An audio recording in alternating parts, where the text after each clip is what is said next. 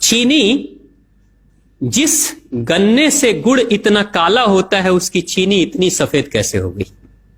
Chemicals उसमें डाले जाते हैं।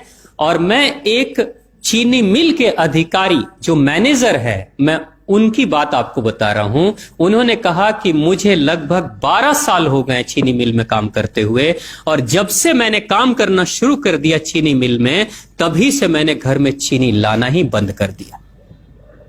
मैं तब से अपने बच्चों को चीनी खिलाता ही नहीं हूं, जबकि नौकरी से सैलरी वहीं से मिलती है, मगर चीनी नहीं। मैंने कहा कि आखिर कौन सी घटना घटी जिसके कारण से आपने ऐसा किया?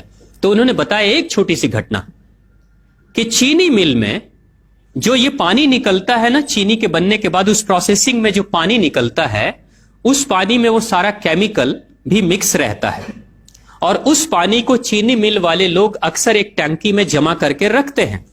ये सभी चीनी मिल वालों के पास में होता है, आप भी कभी जाएंगे तो आपको भी पता चलेगा।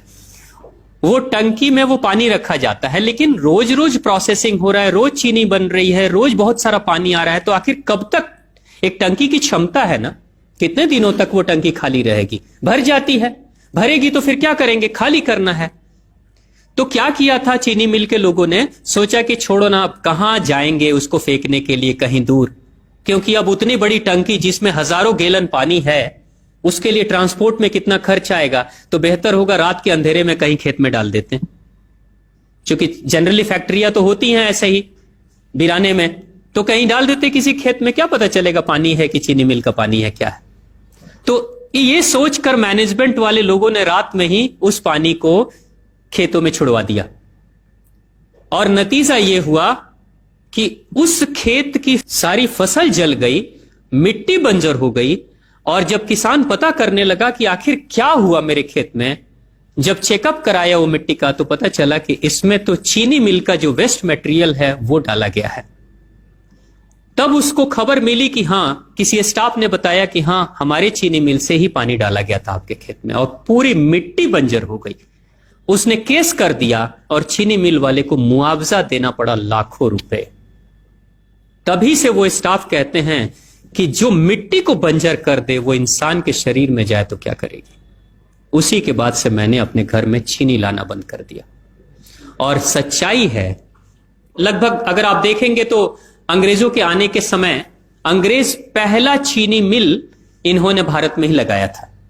पहला चीनी मिल भारत में ही अंग्रेजों का लगा, और अंग्रेजों ने चीनी की शुरुआत की। भारत के लोग गुड़ खाते थे, चीनी नहीं खाते थे, उन्होंने बहिष्कार किया, बिल्कुल नहीं। लेकिन चीनी और चाय पत्ती दोनों के लिए लोगों को तैयार किया गया था। चाय पिला पिलाकर फ्री में, चीनी के लिए तैयार किया गया और चाय के लिए भी तैयार किया गया। अंग्रेज ने जब से यह शुरू किया है, और पिछले 50 वर्षों से हमारे समाज में चीनी खाने का प्रचलन बहुत तेजी से बढ़ा है, और उसी समय से भारत के लोगों के बच्चों के शरीर में कैल्शियम की कमी होनी शुरू हो गई है। अगर कोई मां, अगर कोई बहन जो गर्भवती हो, गर्भकाल के दौरान अगर चीनी का सेवन अगर कोई बहन कर रही हो, तो चांसेस ज्यादा होते हैं गर्भपात होने के। कोई मां अगर बच्चे के जन्म से पहले 1 साल पहले से ही चीनी छोड़ दे और सामान्य भोजन करे, अपना ही दूध बच्चे को पिलाए, और कम से कम 5 साल तक बच्चे को चीनी ना खिलाए, खुद को चीनी ना खिलाए, उस बच्चे को कभी भी ऑस्टियोपोरोसिस की समस्या नहीं हो सकती। कैल्शियम की कमी उसके शरीर में कभी नहीं होगी। चीनी जब जाती है आपके शरीर में, तो बाहर जब निकलती है तो अकेले नहीं निकलती, कैल्शियम लेकर निकलती है। चीनी कैल्शियम लेकर निकलती है, हड्डियों को गलाकर निकलती है। और जिसके शरीर में कैल्शियम की कमी हो जाती है, उसके शरीर में मैग्नीशियम, पोटेशियम, आयरन सबकी कमी हो जाती है। कैल्शियम वो तत्व है कि जिसके शरीर में कम हो जाए, सारे तत्व कम हो जाएंगे, और कैल्शियम की कीमत पे चीनी हम खाते हैं। भारत, पाकिस्तान, बांग्लादेश, नेपाल, ऐसे कुछ देशों के अलावा दुनिया के बहुत सारे ऐसे राष्ट्र हैं जहां चीनी का इस्तेमाल ही नहीं होता। आज भी चीनी खाते नहीं, बहुत सारे देश नहीं खाते बिल्कुल। आप गुड़ खाया करिए, वो ज्यादा बेहतर है, चीनी को छोड़िए।